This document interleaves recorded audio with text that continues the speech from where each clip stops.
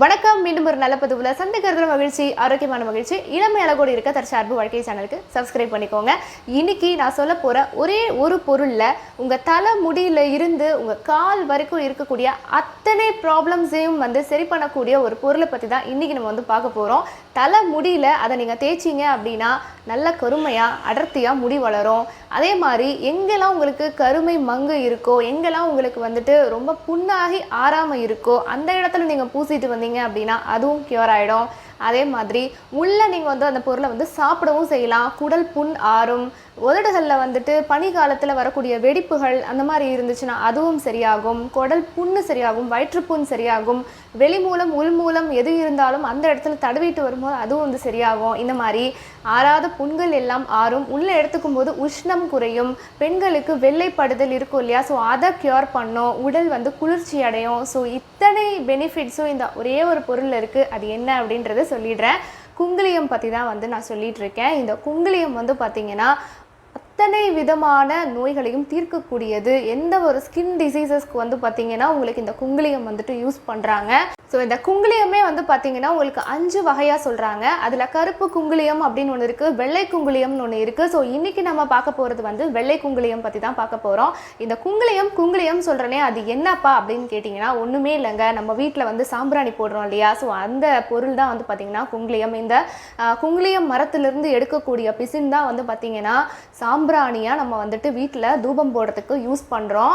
So இந்த புகையை உங்களுடைய ரெஸ்பிரேட்டரி ஆர்கன் இந்த வழியாக போகும்போது அதில் இருக்கக்கூடிய நச்சுத்தன்மை எல்லாத்தையும் நீக்கிரும். அப்படிங்கிறதுனால தான் உங்களுக்கு சாம்பிராணி போடும்போது இந்த குங்குலியம் சேர்க்குறாங்க. ஸோ அவ்வளோ ஒரு மருத்துவ குணம் இருக்குது. இந்த குங்குலியத்தை பற்றி உங்களுக்கு சங்ககால பாடல்கள்லேயே சொல்லியிருக்காங்க அப்படின்னா பார்த்துக்கோங்க. அதோடைய பெருமையும் அதோடைய பயன்களும் எவ்வளோ அளப்பரியது அப்படிங்கிறத. ஸோ இப்போது நம்ம ரொம்ப சிம்பிளாக இந்த சாம்பிராணி போடுற இந்த குங்குலியத்தில் நம்ம ஒரு ஃபேஸ் க்ரீம் பண்ணலாம். உள்ளே சாப்பிட்ற ஒரு மருந்தாகவும் நம்ம எடுத்துக்கலாம். ஸோ எப்படி அதை செய்கிறது அப்படிங்கிறத பார்த்துடலாம். இதுதான் குங்குலியம். இது பாருங்கள் ஒயிட் கலரில் இருக்குது. நம்ம யூஸ் பண்ண போகிறது இப்போ ஒயிட் குங்குலியம் தான் யூஸ் பண்ண போகிறோம். இதுவே பிளாக்ல இருந்துச்சுன்னா அது கருப்பு குங்குலியம். ஓகேவா? ஸோ இப்போ நம்ம ஃபேஸ் க்ரீம் பண்ணுறதுக்கு வெள்ளை குங்குலியம் நம்ம யூஸ் பண்ண போகிறோம். ஸோ பாருங்கள் உங்களுக்கு எப்படி ஒரு கல் மாதிரி இருக்கும். சரியா? ஸோ இங்கே பாருங்கள், இது ஆக்சுவலி என்ன அப்படின்னா அந்த செடியோடைய ஸ்டெம் இருக்கு இல்லையா, அந்த ஸ்டெம்மை கட் பண்ணும்போது ஒரு மாதிரி ஒரு பிசின் மாதிரி வெளியே வரும். இப்போது பாதாம் பிசின் இருக்கு இல்லையா, பாதாம் மரத்துலேருந்து வரும்ல பாதாம் பிசின், அதே மாதிரி இதுலேயும் உங்களுக்கு ஒரு பிசின் மாதிரி பால் மாதிரி வடியும். ஸோ அதுதான் இந்த மாதிரி கல் மாதிரி வருது. தெரியுதா உங்களுக்கு? ஸோ இந்த மாதிரி ஒரு ராக் மாதிரி ஃபார்ம் ஆகும். இதை தான் நம்ம சாம்பிராணி தூபம் போடுறதுக்கு யூஸ் பண்ணுறோம். இப்போ நம்ம இந்த ஃபேஸ் க்ரீமுக்கும் இதுதான் யூஸ் பண்ண போகிறோம். இப்போது இதை நான் என்ன பண்ணியிருக்கேன் அப்படின்னு பார்த்தீங்கன்னா நான் பவுட்ரு பண்ணி வச்சுருக்கேன். ஸோ இந்த மாதிரி குங்குலியம் பவுட்ரு. ஓகேவா? சும்மா ஒரு மிக்சியில் போட்டு அடிச்சிங்கனாலே போதும், அப்படியே பவுட்ரு மாதிரி ஆகிடும். சரியா? இதை தான் நம்ம யூஸ் பண்ண போகிறோம். ஏன்னா கட்டி கட்டியாக இருந்துச்சுன்னா அது கரையாது, கொஞ்சம் லேட் ஆகும். அப்படிங்கிறதுனால நம்ம இதை பவுட்ரு பண்ணி வச்சுருக்கோம். ஸோ பார்த்துக்கோங்க, இந்த மாதிரி தான் இருக்கும். ஜஸ்ட்டு நான் இந்த ஸ்பூன் அளவுக்கு ஒரு 1.5 ஸ்பூன் அளவுக்கு எடுத்திருக்கேன். சரியா? இப்போது இந்த அளவுக்கு சம பங்களவுக்கு நம்ம தேங்காய் எண்ணெய் சேர்க்கணும். இது நல்லா சுத்தமான தேங்காய் எண்ணெயாக இருக்கணும். ஸோ இதே அளவுக்கு நம்ம ஆட் பண்ண போகிறோம்.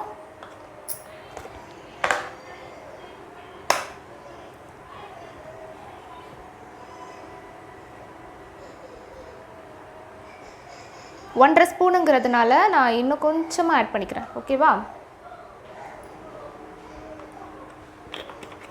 இப்போது இதே அளவுக்கு தண்ணி கொஞ்சம் ஆட் பண்ணிக்கணும். அதே மாதிரி 1.5 ஸ்பூனு.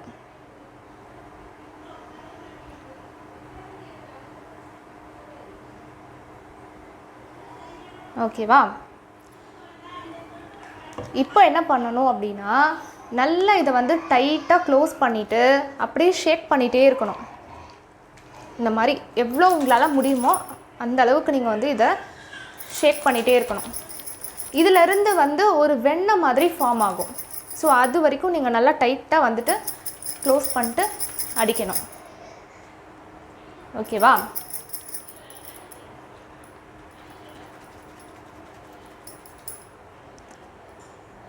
நல்லா இது கரையும்.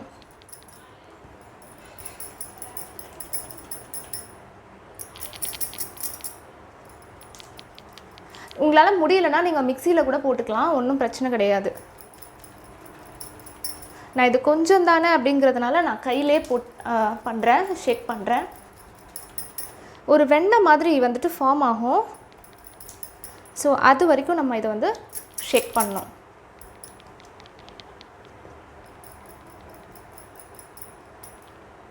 ஸோ கிட்டத்தட்ட வந்து ஒரு 10 நிமிஷத்துலேருந்து ஒரு 15 நிமிஷம் வரைக்கும் நல்லா வந்து ஷேக் பண்ணிகிட்டே இருந்தேன். ஸோ ஓப்பன் பண்ணி காட்டுறேன் பாருங்கள். உங்களுக்கு நல்லா வந்து க்ரீம் மாதிரி ஃபார்ம் ஆகிருக்கு. ஒயிட் கலர் க்ரீம் தெரியுதா உங்களுக்கு? அப்படியே செம்மையாக இருக்குது.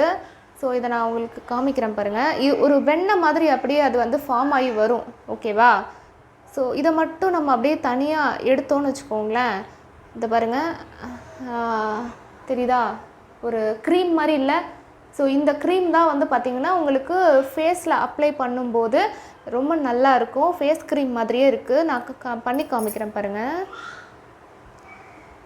இங்கே பாருங்கள் எப்படி இருக்குது, க்ரீம் மாதிரியே இருக்கா? இதை வந்து எடுத்துட்டு நம்ம சும்மா ஃபேஸ் க்ரீம் அப்ளை பண்ணுவோம் இல்லையா? ஸோ அந்த மாதிரி அப்படியே அப்ளை பண்ணிக்கலாம்.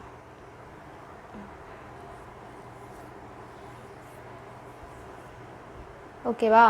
உங்களுக்கு போட்டிருக்கிறதே தெரில பார்த்தீங்களா? நல்லா பிளெண்ட் ஆகுதுல்ல, சூப்பராக பிளெண்ட் ஆகுது. தெரியுதா உங்களுக்கு? இப்போ போட்டோன்னே பாருங்கள், அப்படியே ஸ்கின்னோட அப்படியே பிளெண்ட் ஆகிடுது.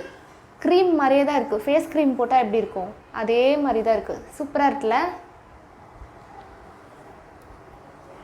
நல்ல ஸ்மெல்லு வந்து சூப்பராக இருக்குது. ஸ்மெல் வந்து பார்த்திங்கன்னா உங்களுக்கு சாம்பிராணி போடும்போதே தெரியும் இல்லையா எவ்வளோ ஸ்மெல்லு சூப்பராக இருக்கும். அந்த மாதிரி இது நல்லா வாசமாக இருக்குது. அந்த தேங்காய் எண்ணெயோட சேரும்போது அந்த ஸ்மெல்லு வந்து செம்மையாக இருக்குது. உண்மையிலே அந்த பிளெண்ட் ஆகி சூப்பராக இருக்குது. தெரியுதா உங்களுக்கு? எனக்கு இது ரொம்பவே பிடிச்சிருக்கு. நல்ல நம்ம க்ரீம், அந்த ஃபேஸ் க்ரீம் மாதிரியே தான் இருக்குது. அதே மாதிரி தான் இருக்குது.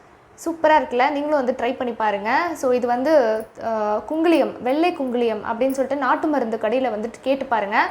உங்களுக்கு இது வந்து கொடுப்பாங்க.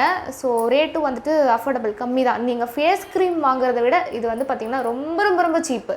ஸோ இந்த மாதிரி நீங்கள் வந்து செஞ்சு பாருங்கள். எனக்கு ரொம்ப ரொம்ப பிடிச்சிருக்கு. ஸோ அப்படி நல்லா வந்து ஸ்கின்னோட வந்து சூப்பராக பிளெண்ட் ஆகுது. அழகாக இருக்குது. நல்ல ஒரு ஸ்மெல்லும் வந்துட்டு சூப்பராக இருக்குது.